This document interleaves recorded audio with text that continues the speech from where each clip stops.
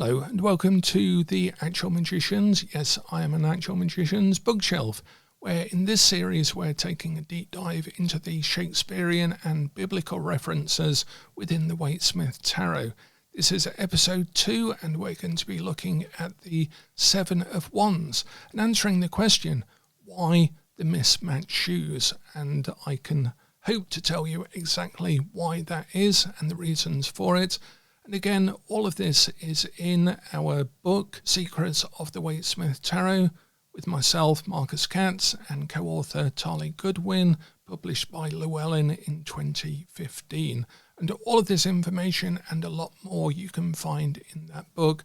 I would encourage you to go and grab it because it has a lot of research in it that gave us new ideas as to what the symbols of the cards actually were intended to mean, why they were chosen, how Pamela drew them, and where the information for the meaning of the cards is actually coming from. I'd refer you to my previous video, episode 1, where we looked at the Nine of Swords for a lot of the background to this series. So, without further ado, let's get into the cards, Seven of Wands and the mismatched shoes. And to cut to the chase, it is Petruchio from the Taming of the Shrew, particularly Act 3, Scene 2. But we'll come on to that and how we get there. Waite, because he's not interested in the minor cards and lightly gave Pamela book T from the Golden Dawn, as we explain in episode 1, and then left her to it, simply describes this card as a young man on a craggy eminence brandishing a staff. 6 other staves are raised towards him from below, which doesn't really tell us anything other than we can see. He goes on for the meaning of the card. It is a card of valour.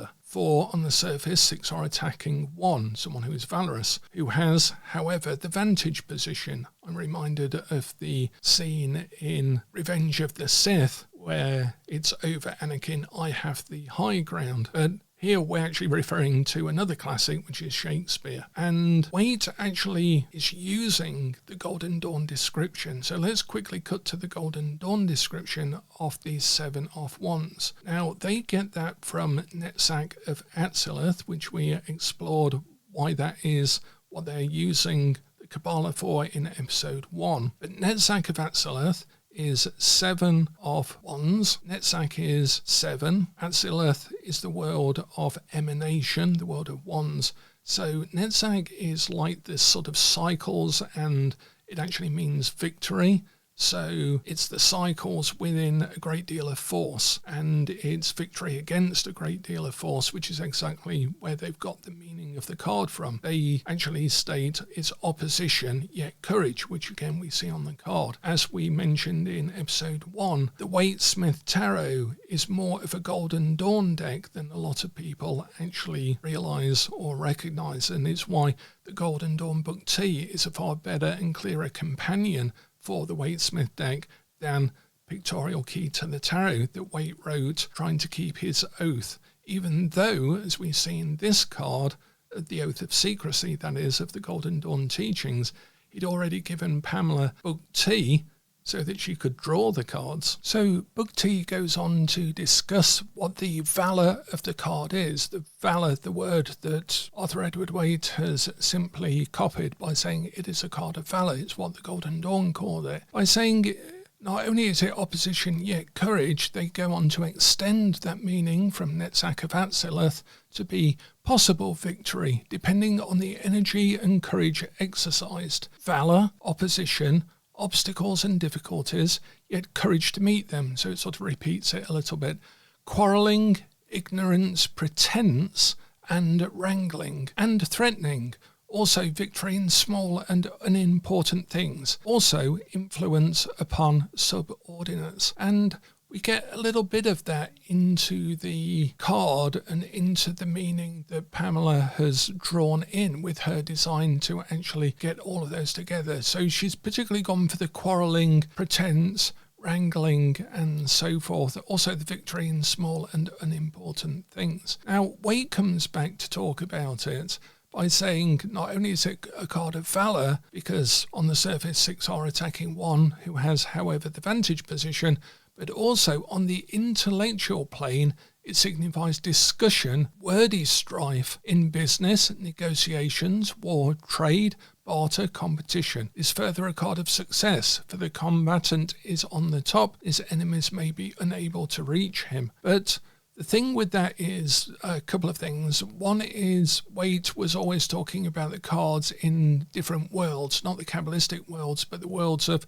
intellect, the worlds of spirit, the world of more commonplace things and so forth. And when he talks about the tarot elsewhere, he breaks it down into these different planes, but we can see the seeds of it in Pictorial Key. But particularly when he talks about discussion and wordy strife. Wordy strife is our clue that he's picked up perhaps on what Pamela was going for with this, because Pamela has taken all of this idea about quarrelling, about a sort of meeting an obstacle that you yourself might have engineered to some extent, a victory in small things and so forth. And she has chosen the Taming of the Shrew, particularly Act 3, Scene 2.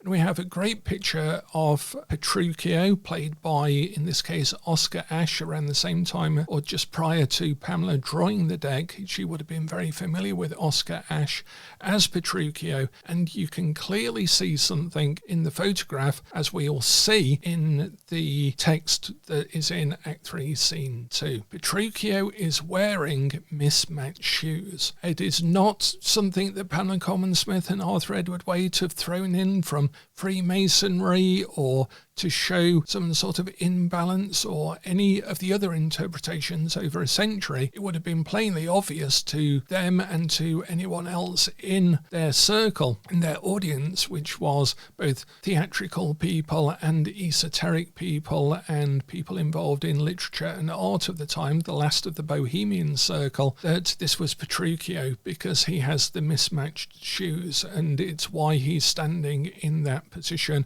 and why he represents in Taming of the Shrew wordy strife. Now, let me just quote you what we've got then. So we've got the Golden Dawn meanings, we've got what Waite had said about it. But let's switch to the scene itself. And the scene takes place with Petruchio, who is going to be married to Catherine, in the Taming of the Shrew, and he's basically trying to make a mockery of the wedding. And so someone reports him on his way, and they state this: why, Petruchio is coming in a new hat and an old jerkin, a pair of old breeches thrice turned, a pair of boots that have been candle cases, one buckled, another laced. And that's exactly what we see. If you take a close look, you can see that one boot is buckled and there's a shoelace deliberately drawn on the shoe of the right foot of our Petruchio on the Seven of Wands. If you take a look at the Oscar Ashe photograph, then you can see that he has the boot that was a candle case on the left-hand foot and the laced shoe on the right-hand foot, exactly the same. So how about that for a definite hit? But there's even more, and this is what we tried to do with Secrets of the Waite-Smith Tarot, is make sure that we had the Occam's razor, the simplest explanation, but also that we had, in absence of Pamela Coleman-Smith writing about her designs or discussing them or them being reported, we have no indication of any of that, unlike with, for example, the Thoth Tarot, where we have correspondence and sketches between Aleister Crowley and Frieda Harris for 5 years, and we still have records of all of that. So we know what they intended to do. We know what the meaning of the different symbols in that deck is. We don't have that for the Waite-Smith Tarot, which means it's been an industry of speculation for an entire century as to people being able to write, in effect, what they wanted to see in any of the particular images. We tried not to do that. We tried to reverse engineer it and go straight back to 1909 and, as I said, stay there, understanding the world in which the deck was actually designed and the people in it. But when Petruchio actually arrives at the wedding, he then starts to cause a lot of trouble. And if we skip ahead to line 230, and Petruchio is trying to get Kate out of the wedding feast, or to the feast, he's trying to just remove her from her family and so forth.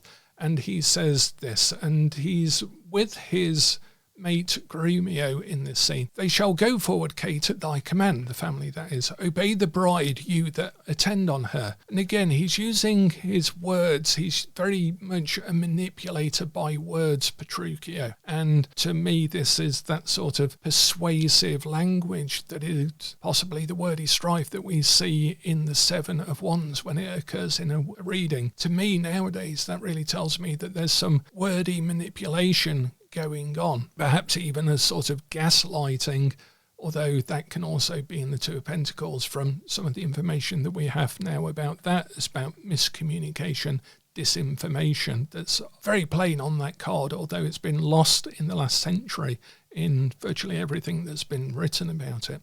So here, the Seven of Wands in the scene, Petruchio is saying, go to the feast, revel and domineer, carouse full measure to her maidenhead.